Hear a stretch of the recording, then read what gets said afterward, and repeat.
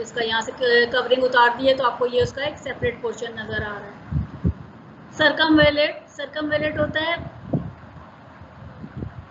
Decidua की एक circular layer इसको सराउंड कर रही है, ठीक है, जिसमें आपको एक अदद उसकी बकायदा बनी हुई नजर आ रही है। कॉर्ड अटैचमेंट के अकॉर्डिंग भी इसकी टाइप हो जाती है। नॉर्मल में तो सेंट्रल आपको इंसर्शन नजर आती है, पैरा सेंट्रल में मतलब ये कि किसी भी तरफ सेंटर से हट के होगी इंसर्शन, ठीक है ना।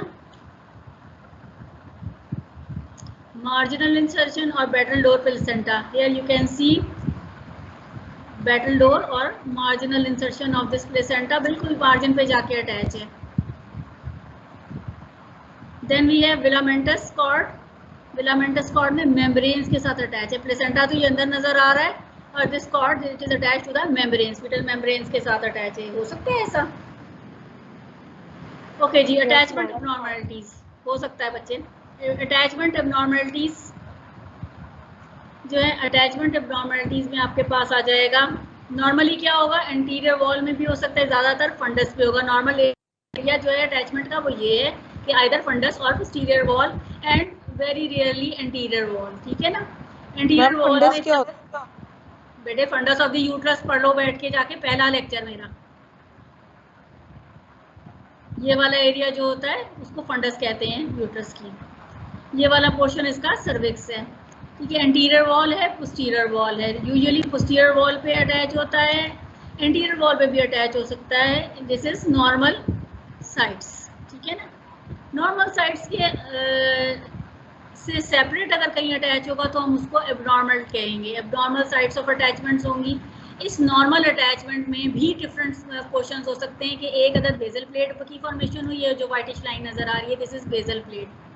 एंड एक फीटल कंपोनेंट है उसका जिसमें कोरियॉन्स डेवलप वेलाई डेवलप हो रहे हैं, ठीक है ना। Placenta accreta, placenta increta, placenta percreta. Accreta में इसने कितना पोर्शन, सारी की सारी एंडोमीट्रियम कवर कर ली है, ठीक है ना। ओनली जी आपके पास मायोमीट्रियम तक पहुंच गया है, इंटरनल लेयर ऑफ मायोमीट्रियम तक। इन क्रीटा में मायोमीट्रियम भी ऑलमोस्ट कवर कर ली है, और पर क्रीटा में आपको वो बार जो है पेरीमीट्रियम तक जाता हुआ नजर आ रहा है। यही वाली सारी चीजें अब हम इधर भी देख लेते हैं। एक्रीटा में पेनिट्रेशन है टिल द मायोमीट्रियम, पर क्रीटा में टिल द पेरीमीट्रियम। और तीसरी चीज हमारे पास एक placenta previa. Placenta previa is implantation close to the overlying internal os. अब हम placenta previa की बात क्योंकि ये क्वेश्चन में भी आ जाता है, एमसीक्यूज में भी आ जाता है, इसलिए इसकी बात थोड़ी सी डिटेल से कर लेते हैं। The normal attachment of placenta is in the upper uterine segment, वो आपने देख लिया अभी। The attachment of the placenta extends partially or completely into the lower uterine segments. इसको हम कहेंगे placenta previa. This is due to the implantation of the blastocyst close to the internal os, ठीक है ना। अगर वो नीचे तक चली गई और लेट उसकी जो है ना जोना पेलुसिडा की डिसइंटीग्रेशन होगी और तो उसका ट्रैवलिंग टाइम ज़्यादा हो जाएगा, जिसकी वजह से वो close to the internal os होगी, ठीक है ना। वहीं पे उसकी एम्बेडिंग होगी तो उससे प्लेसेंटा प्रीविया के चांसेस मैक्सिमम हो जाते हैं।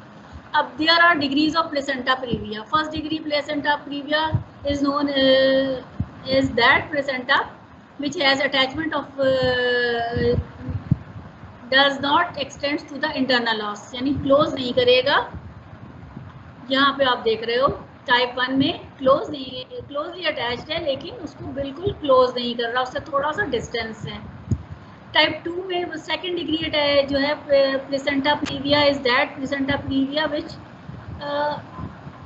Small is covering the internal os, ठीक है। इसमें से जो है उसको पेशेंट आपके पास स्पॉटिंग की कंप्लेंट के साथ आया था कि कभी कभी उसको स्पॉटिंग हो जाती है, ठीक है ना। टाइप 3 में it is almost wholly solely covering the internal os, and in this case there are problems. क्या प्रॉब्लम्स होंगी उसको भी हम अभी देखते हैं। और टाइप 4 में इट इज कम्प्लीटली कवरिंग, ठीक है ना, सेंटर में अटैच है and it is very dangerous. Third degree की बात कर लेते हैं। Placental edge covers the internal os. जी बच्चे। बोलो। स्पॉटिंग क्या है? आपने बताया ना कि स्पॉटिंग की कंप्लेन होती है। बेटा पीरियड्स होते हैं तो क्या होता है, स्टार्ट कैसे होते हैं पीरियड्स? स्पॉटिंग होती है, जी ब्लड की स्पॉटिंग होती है ना, उसको मैं क्या कहूँ, ब्लीडिंग तो नहीं कहोगे ना बच्चे? ओके, समझ में आ रही है ना? The placental edge covers the internal os. With the dilatation of internal os at the time of childbirth, the placenta will not occlude the internal os. ये थर्ड डिग्री हो गया, ठीक है ना? उस टाइम पे वो सेपरेट हो जाएगा, लेकिन उसमें प्रॉब्लम ये होगी कि उसमें ब्लीडिंग ज़्यादा होगी, ठीक है ना? सेपरेट होने के चांसेस अर्ली हो जाते हैं. The placenta completely covers the internal os even when the internal os is completely dilated. And this can cause severe bleeding during pregnancy or during the parturition. अब ये देखो, ये वाला हिस्सा जो है, जब ये डायलेटेशन होगी इस कैनाल की, बर्थ कैनाल की, तो क्या होगा, ये यहाँ से डायलेट कर रही है ना, इसके डायमीटर ये इंक्रीज हो रहा है, ये ग्रेजुअली शिफ्ट हो जाएगा और इंटरनल लॉस ओपन हो जाएगा, baby can pass through it. But here fourth degree में क्या है आपके पास, it is completely covering through and through, ठीक है ना? कॉर्ड के अटैचमेंट तक यहाँ पे है. जब ये डायलेशन होगी तो ये ओपन नहीं करेगा इंटरनल लॉस को, तो बेबी की बर्थ सेक्शन होगा, इसका या तो सी सेक्शन होगा, ठीक है ना? वो आपको पहले से ही डिसाइड करना पड़ेगा. अल्ट्रासाउंड रिपोर्ट बता देती है कि अगर टाइप 4 प्लेसेंटा है तो हमें उसको डायलिटेशन तक जाने ही नहीं देना है, क्योंकि वहाँ से ब्लीडिंग स्टार्ट हो जाएगी, बेबी कंप्रोमाइज होना शुरू हो जाएगा, फौरन का फौरन ही. जाहिर है उसकी न्यूट्रिशन खत्म होना शुरू हो जाएगी ना, इसलिए फिर आप इसको डायलेट नहीं करवाते हैं, फिर आप उसको डायरेक्ट सी सेक्शन पे ले जाते हैं कि हमने 1 week before the time of birth जो है उसको सेक्शन कर देना है. Is it clear? यस. अब प्लेसेंटा मैटरनल एंड फीटल दोनों कंपोनेंट्स थे, और बल्कि trophoblast is basically paternal component, ठीक है ना? फादर के सेल से डेवलप हो रहा था ट्रोफोब्लास्ट. याद रखो ये वाली बात, पिछली उसमें हम पढ़ चुके हैं, ठीक है ना? Why it is not rejected by the mother's immune system, तो उसकी रीजंस हैं. The absence of MHC antigens on trophoblast.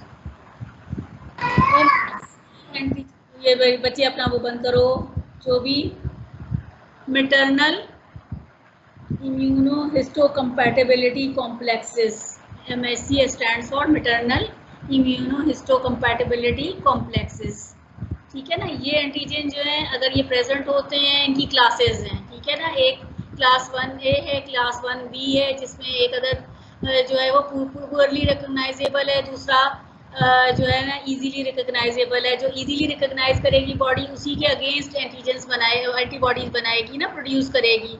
तो यहाँ पे एंटीजेंस जो है वो इतने ज़्यादा होते ही नहीं हैं. कॉम्प्लेक्सेस जो हैं थोड़े से जो मौजूद होते हैं ट्रोफोब्लास्ट पे, वो HLA-G टाइप के होते हैं, ये HLA-C टाइप के होते हैं.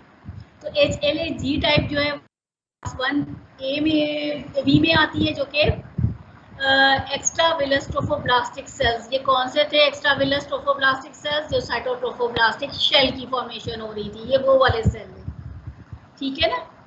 They are present at the feto-maternal interface and is poorly recognized by the maternal T cells. Clear हो गई बात कि एक तो ये रीजन हो गई कि उसको मैटरनल टी सेल्स ने रिकॉग्नाइज ही नहीं किया, क्योंकि उनकी जो क्लास थी हिस्टोकम्पैटिबिलिटी कॉम्प्लेक्सेस की वो लोअर थी, वो अपने आप को सप्रेस कर रही थी in presence of maternal T cells. HLA-C antigen, ये क्लास 1A की एंटीजन हैं मैटरनल MHC कॉम्प्लेक्सेस की, ये रिकॉग्नाइज होती हैं, ठीक है? ये रिकॉग्नाइजेबल होती हैं. और ये कहाँ प्रेजेंट क्यों होती है? ये दोनों जो प्रेजेंट होती हैं, इनका रीजन प्रेजेंट होने का सिर्फ एक ही है कि ये मदर के आगे में जो अगर साइटोमेगालोवायरस का कोई इन्फेक्शन है, तो उसके अगेंस्ट बेबी को प्रोटेक्शन देने के लिए कि वो इसको प्लेसेंटा को क्रॉस करके फीटल उसमें एंटर ना हो सर्कुलेशन, इसलिए प्रेजेंट है. Is it clear?